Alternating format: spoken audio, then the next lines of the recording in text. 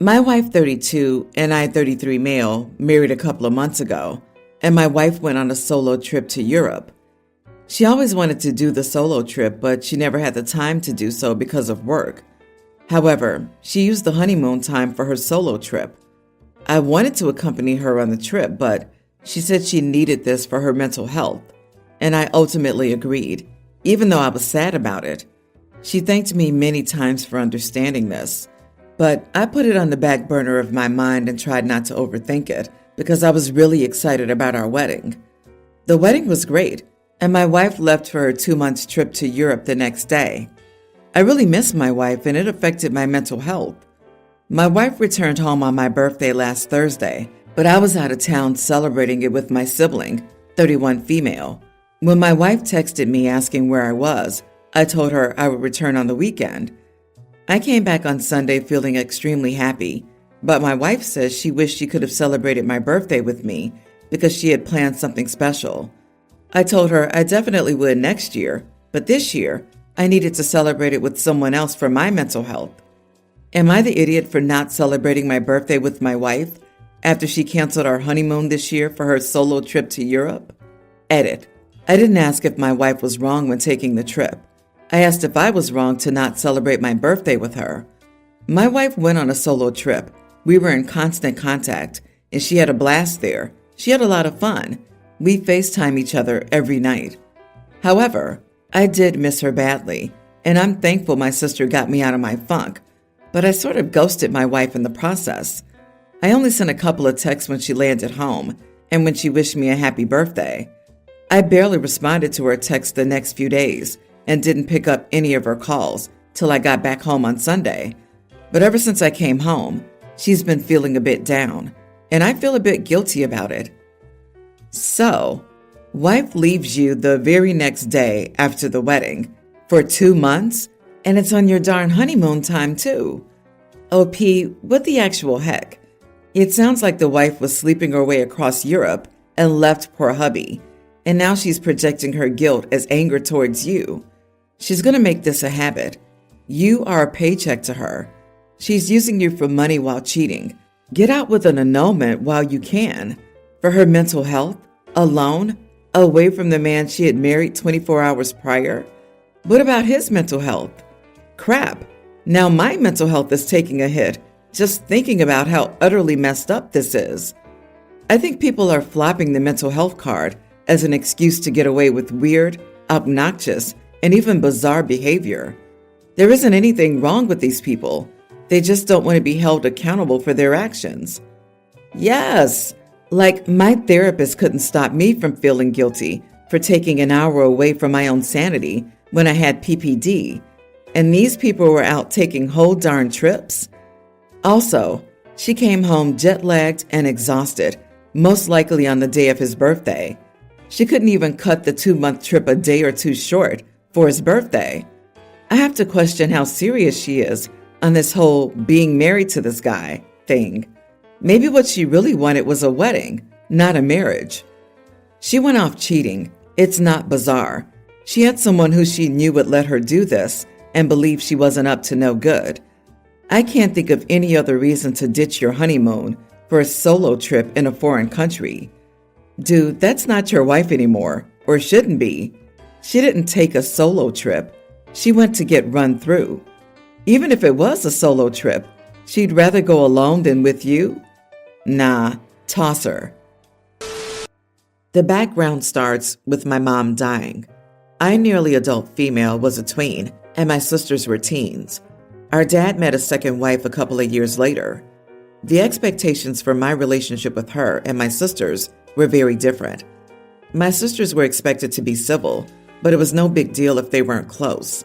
But almost everyone, minus my sisters and my mom's family, expected me to see my dad's wife as some second mother or a maternal/parental figure. They got married a year later. My dad's wife wanted me to divide Mother's Day between my sisters and maternal side with her. My sisters were not expected to do the same, but she would say she wanted to celebrate the day with her kid. She signed us up for mother-daughter things.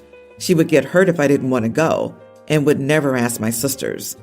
I had asked her before why she expected me to do those things with her, but she never invited my sisters. She said she was raising me and wanted to be a mother in my life, but they were grown. I told her and my dad on separate occasions that I didn't want or need and wouldn't accept someone else into that kind of figure. I was ignored. I had a small run-in with my sisters when Dad was getting married because I said he shouldn't, and they said he should be allowed to move on and Mom would want him happy. When I explained what was happening, they realized why I felt that way. They tried talking to Dad, but it did no good. My dad's side of the family would all make comments that I was lucky to have another mother figure, or that I don't seem to give her the care and consideration she deserves. They would ask why I seemed to spend no time with her of my own free will, or why I was never loving toward her. My dad told me I should show her more love and affection, and he told me I made her feel left out when I didn't tell her stuff, or when I made plans with others but not her. I know some people would love to have someone like this in their lives, but I want the same relationship my sisters have with her, but more is expected. So Christmas Day came, and everyone was at our house for Christmas, minus my mom's family. My dad and his wife gave me a card from my parents, and my sisters got them with Dad and his wife. Then when it became time for family photos, we got one with the three of us and Dad, but then my grandparents wanted me in the family, one with my dad and his wife, but my sisters weren't expected to be in it. I tried to step out, and my dad's wife said it wasn't a family photo without their kid. This was the point where I lost it, and I told her I was not her kid. She was not my mother figure, that she was Dad's wife just like she was to my sisters, and I wanted to be that way. I said I didn't love her and hated how they all treated her like she suddenly became a parent to me. My sisters were on my side, but my dad was furious, and his wife cried and cried harder as I continued. Am I the idiot for the meltdown I had on Christmas Day and making my dad's wife cry? Not the idiot. They should have listened to you before the meltdown. You made your feelings clear for 4 years, but your dad and his wife wouldn't listen, so you had no choice but to lose it with them. If there was the worst way to introduce a stepmom into the family, your dad found it. You're not a baby and shouldn't be treated as such. You're being expected to get over your dead mom, and it's not that simple. It sounds like Dad's wife had a mother fantasy, but had missed the window to have her own kids and wanted you to fill that role. All they are doing is forcing you away. They're only doing this to you because you're too young to move out and get away from it. Can you stay with someone? Maybe one of your sisters for a while? Exactly. She just waltzed in and decided you belonged to her as some sort of accessory without a mind of your own. Never mind letting a child grieve or come to terms with everything. You'll be able to move out soon, start your own life, and then decide if it's worth it to have these people around who decided to steamroll right over your emotions and guilt you for not playing the part they assigned you. I hope you can access some sort of therapy soon, OP, and I'm sorry for everything you went through. I wish you the very best with everything. My biological mother had me, 19 male, when she was 18. She ended up leaving me with my grandparents, who I consider my parents. I saw her a few times in the 10 years after, but then she moved out of state and didn't come back for visits. I believe a fight over me is why she didn't return for visits. The last time she visited, I tried to engage with her, and she ignored me. My parents told her she couldn't come to visit and act like I wasn't there because I was, and if she couldn't behave appropriately to a young child, she had no business staying with us. She moved back to the state 3 years ago. This time she was married with kids. She was very different after this and attempted to mother me after all that time, and I shut it down with the help from my parents. This made my biological mother angry. She expected to be able to dictate to me like she was my parent and not a person who abandoned me and ignored me for years. The relationship did not go back to normal. My parents refused to let my biological mother back into our home. My biological mother said they had other grandkids and I had siblings who should be in our lives. They said it would be lovely if it were possible, but they knew she would not be healthy for me, and they refused to make our home uncomfortable for me when I had nobody else. There were some attempts at making me get to know her kids, too, at the time, But I told my grandparents I wasn't interested, and they respected that and stood up for my right to say no. Now I'm an adult, and my biological mother is pushing harder for this. She went as far as asking me to babysit once a week so I could get to know the kids, and I wouldn't have to deal with her if I was so against her. I said no.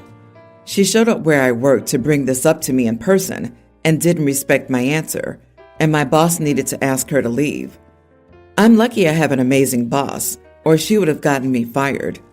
She sent a letter to our house saying I should be ashamed of refusing to spend time with the kids and that I'd be paid for the babysitting. I'm rejecting an amazing opportunity and have hurt her kids with my refusal. Am I the idiot? Not the idiot. Your mom abdicated her parenting responsibilities. Whether you were legally adopted by your grandparents or not, you're now 18. Thus, you have no legal or moral obligation to have a relationship with your bio mom. Your bio mom tried to have a relationship with you as an adult, and you are under no obligation to entertain that. Even though she keeps pushing harder despite your disinterest, you're still under no obligation. The fact that she showed up at your place of work suggests you might want to pursue a restraining order, especially if she ever does it again. Your return letter. Dear Mrs. Egg Donor, I have zero desire to get to know your minor children. The people who raised me are my real parents.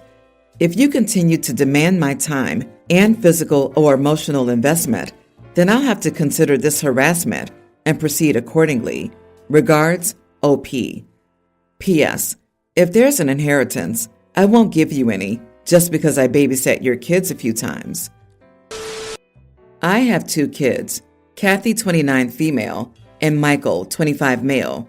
Kathy lives with me, pays some of the bills, and has no plans to move out anytime soon. We have our own business that we operate out of our home. It's easier for her to live here, and it's great because I have help with the bills. Whereas Michael lives about an hour away from work and has his own apartment. For a while, I kept Michael's room as is. He shared several times that he has no plans of moving back home as his job is in the city he's moved to. Kathy had a very close friend who has a toddler daughter, Zoe. Her friend named Kathy her daughter's godmother and guardian should she pass. Unfortunately, that happened 6 months ago. Kathy's friend was a single mom, so Kathy was granted custody. At first, Zoe was sharing a room with Kathy as she had extreme separation anxiety. However, she's now ready for her own room. As our home is a 3-bedroom, we don't have anywhere else to put her. When I told Michael what we were doing, I said I'd get a pullout for the living room or a daybed for my room when he visits overnight for the holidays. I know rooming with your mom isn't fun, but I wanted to give him options. He's mad that I gave the room to Zoe. He says that was his room. I said I understood, but he didn't live with me. Kathy does, and she pays bills. She's even paying more now because she feels like she's using more resources now that Zoe is living with us. I'd feel different if Kathy and Zoe moved out soon, but they're not. At this point, Kathy plans to adopt Zoe. I want to help her. My mom helped me raise my kids, and her mom helped her. It's in our culture to have a multi-generational household. Moving isn't an option. I can make the space more private for Michael when he spends the night, a divider in the living room, but as he usually only sleeps here 2 or 3 times a year, it just doesn't feel practical. I said we'd make something work if Michael ever needed to move home permanently, and I'd also help him with his child if he was in this situation. He says he doesn't want kids. I said that's fine, but this is the current situation. He feels Kathy should move out. I said I was not kicking her out, just so he could have a room the few times he spent the night. Am I the idiot? Not the idiot. Your son feels entitled to a place where he doesn't live. He moved out. He lives elsewhere. He pays taxes elsewhere. He pays rent and mortgage elsewhere. He doesn't live there. He doesn't need a room. That being said, if he sleeps there 2 to 3 times a year, can't Zoe spend the night in Kathy's room or Kathy in Zoe's for those few nights so Michael can have a little privacy? I mean, he only lives an hour away. He never really has to sleep there. I also think it's odd for someone in their 20s to slumming on their parents' couch for a night or two, if needed. It's not ideal, but with small homes and rooms, you have to make compromises. He's an adult with his own apartment that isn't overnight trip distance away. You don't need to maintain a shrine to your grown son. Your needs changed, and there is a valid reason to change his old room into a room for Zoe. I, 31 male, have been married to my wife, Jessica, 26, for 5 years. We have a preschool-age son. When our son was a toddler, Jessica had an emotional affair with her boss. That was the first and last time that I ever yelled at her. I completely lost my cool, and with our son at his grandmother and grandfather's house, I shouted myself hoarse at her. I had never been so hurt. Over the last 2 years, things have gotten a lot better between us, although I still can't deal with the thought of intimacy, and I'll be honest here when I say that I'm still hurt on a deep level. Last year, we put our son into kindergarten. My wife and I alternate between picking him up. One of the biggest benefits of this is that my wife has made many new friends and has become part of a mom's group there, which is great. But early on, I noticed her mom friends giving me the side eye. Some would outright glare at me when they thought I wasn't looking. Well, on Tuesday, my wife forgot it was my turn to pick up our son, and we both ended up parking in front of the kindergarten. She had arrived first and was already inside. I went in to greet her and surprise our son, who I thought would be psyched about having both mommy and daddy pick him up. I found her talking to the other moms and quickly told her it was my turn to pick him up. The other moms gave me the same look they usually did, but I didn't care. About 10 minutes later, my wife was still talking to them, and our son was getting restless. I asked her if I should just take him home or if she wanted to go too. He wanted to watch his mother's car from ours. She impatiently said, Okay, just don't yell at me again. At first I was confused, but when I saw the look on the other moms' faces, it hit me that the reason those mothers seemed apprehensive around me and were never friendly was probably because my wife had planted that seed early. She routinely brings up my so-called verbal abuse at home, so it made sense that she would bring it up to her friends to badmouth me. I stared in shocked silence for a few seconds and then responded, Why? Did you have another affair with your boss? Everyone looked shocked that I had said something like that, so I shrugged and told my son we were going. My wife got home a few hours later, walked in the door, went to the bedroom, and locked the door. The next day, she yelled at me, ironically, and said it was my job to pick him up. Now, usually, I'd not be asking this here, but yesterday, one of the mothers pulled me aside and said it was a crappy thing I did to my wife. Was I out of line here? Not the idiot, but y'all should get some counseling or end things. You're clearly not over what she did to you, and she isn't over what you did to her. Either work it out or leave. Do it for the kids. Sadly, I second this. The best thing my mom and dad did for us kids was divorce. Looks like the wife is building up a case to make OP seem like an abuser. That's a great way to get the spotlight away from her emotional infidelity and maybe let her carry out a full-blown affair now. OP may be better off without her. Exactly. Seems like Darvo. Deny, attack, reverse victim, and offender. She cheated on her partner and broke his trust and heart, but she's the victim because he yelled at her one night when he found out? She sounds very manipulative and like someone who thrives on the attention she gets from her new friends when she tells them about her supposed marital problems. Get a dang divorce. You don't need trash in your life.